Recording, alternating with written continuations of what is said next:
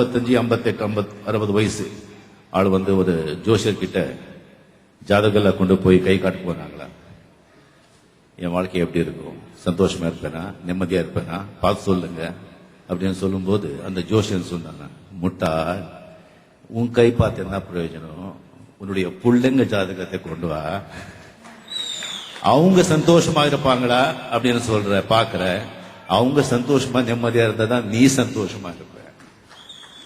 பிள்ளைங்க பெரிய சாதனையாளர்கள் ஆக வேண்டாம், நல்லவங்களா இருந்தாலே போதும். நல்லவங்களாக இருந்து சாதனையாளராக இருக்கிறாங்க மிகப்பெரிய பேரண்ட்ஸ்.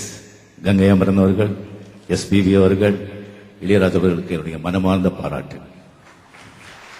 எத்தனை வருஷம் இந்த மாதிரி பேரண்ட்ஸ் உங்க அப்பா அம்மாவை நீங்க சந்தோஷப்படுத்த வச்சுட்டா, அவங்கள வந்து திருப்திப்படுத்த வச்சுட்டா, நீங்க சமுதாயத்துக்கே திருப்தி படிச்ச மாதிரி.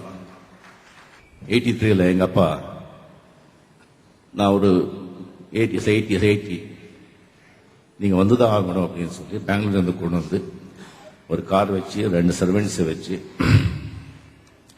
இங்க இருக்கணும், என் கூடவே இருக்கணும் சொல்லி நான் ரொம்ப வற்புறுத்துறேன். ஒரு 10 days இருந்தாங்க.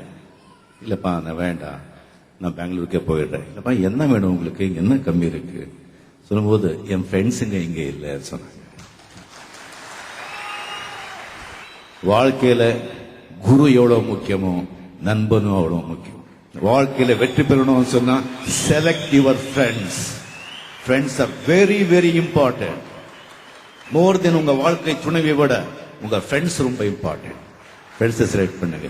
அந்த மாதிரி அருமையான ஃப்ரெண்ட்ஸ் இங்க இருக்கீங்க. இந்த நட்பு எப்பவுமே தொடரணும்.